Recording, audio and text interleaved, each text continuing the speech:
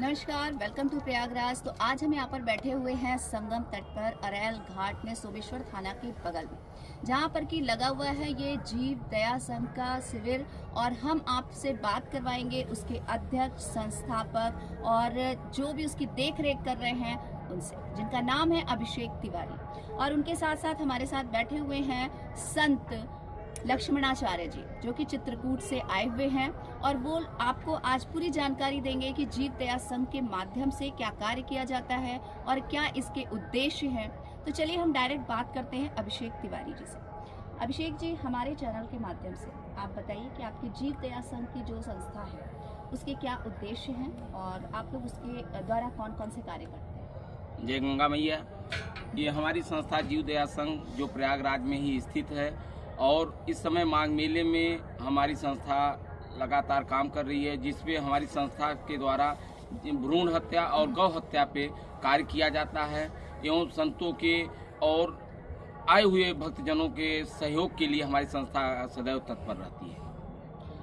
आपके और जो मतलब कुछ कार्य हैं ऐसे आपने किए हो भ्रूण हत्या पे या गौ हत्या पे रोक के लिए?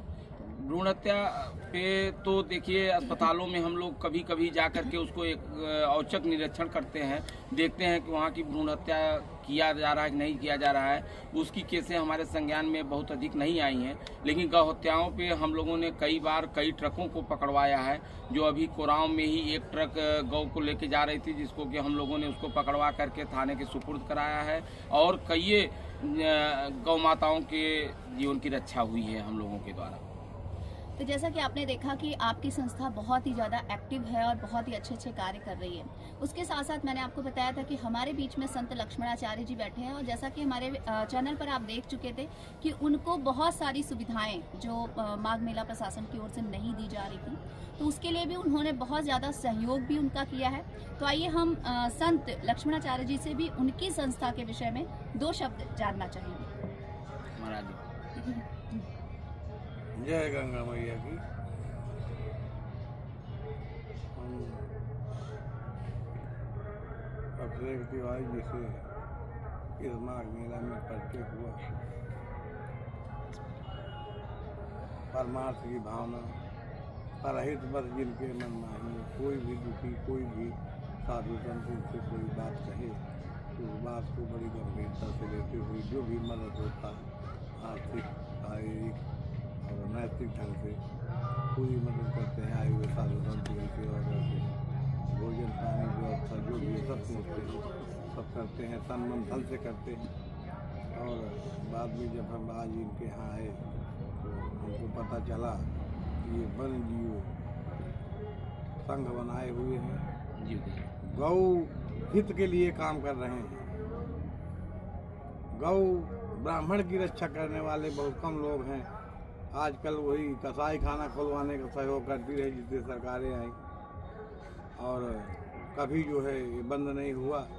लेकिन योगी जी के शासनकाल में मनुष्यों को तो कोटा राशन मिला ही, लेकिन जीवों को जो है, गौओं के लिए जो है 30 रुपये से बढ़ा के 60 रुपये कर दिया। ये हमारे माननीय मुख्यमंत्री योगी जी का जो है वो है। कभी जो है मनुष्यों के लिए अनाज नहीं मिलता था, केवल आरक्षण कोटे में जो है गल्ला शक्कर राशन दिया जाता था। लेकिन हमारे मोदी जी, योगी जी जब से आए तो कोई जातिवाद का मतलब नहीं है, हर जात के गरीब को राशन दिया जाता है और यहाँ तक कि गौओं को भी प्रदान कर दिया है। आज हमारी गौ माताएँ गौशालों में अगर भ्रष्टाचार की भेद न चढ़े, ये धन तो बहुत होता है, लेकिन कुछ जगहों में तो ठीक है, कुछ जगहों में गौओं के लिए आज भी कुछ है व्यवस्था है, धीरे धीरे सुधर जाएगी और माननीय मुख्यमंत्री जी कर ही रहे हैं। लेकिन हमारे बीच ये अभिषेक तिवारी जी का हम कार्य देखा कि गौओं के लिए 24 घंटा तत्पर रहते हैं, गौ सेवा के लिए, ब्राह्मण सेवा के लिए, साधु सेवा के लिए और समाज सेवा के लिए। ऐसे व्यक्ति अगर हमारे भारत में सबकी सोच हो जाए तो आज राम राज आ सकता है। आपसे एक प्रश्न और करना चाहेंगे कि जो आपको सुविधाएं मिली थी, तो क्या अभी आप माघ मेला प्रशासन से संतुष्ट हैं? आपको माघ मेला प्रशासन से संतुष्ट है ना? अच्छा कार्य, बहुत बड़ा मेला है, उतना वो भी नहीं है, कुंभ जैसा तो है नहीं। तो अभी राशन की दुकान भी कोई नहीं खुली, हो सकता है ये खुलवा में, और साधु संतों को भोजन की भी व्यवस्था हो जाए। अभी आटा वाटा के लिए जाना पड़ता है इधर उधर, बाद में हो सकता है कि दुकानें खुल जाएँ, और जो भी छोटी मोटी सुविधाएँ हैं वो भी अभी मिल सकती हैं, मिल जाएंगी। तो पहले की अपेक्षा आपको यानी कि काफ़ी सुविधाएं मिली हैं। आते तो पहले हम जब आते थे शुरू में, जब कांग्रेस का जमाना हुआ करता था, तो केवल हमको जमीन भी मिलती थी, जमीन के बाद टेंट हम किराए में लगाते थे और कुछ नहीं मिलता था। साधु संतों को कोई नाम लेने को तैयार नहीं होता था।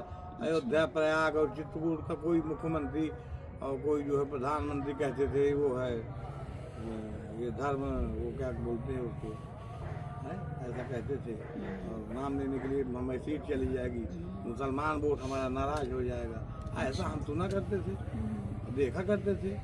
कोई धर्म के विषय का, जो हिंदू धर्म के आवाज़ उठाने वाला कोई नेता नहीं होता था। प्रधानमंत्री और मुख्यमंत्री तो कभी नाम नहीं, अयोध्या जाते नहीं थे। कहते हैं लोग कि राजीव गांधी ने ताला खुलवाया, ये किया, अफवाह कांग्रेस वाले उड़ाए, लेकिन कभी वो गए हैं क्या अयोध्या? आज तक नहीं गए। और सब जगह बरगढ़ में आए, फैक्ट्री का उद्घाटन किया, सब कुछ किया, लेकिन कभी इलाहाबाद, प्रयाग और वहाँ तीर्थों में नहीं गए, न जाते थे।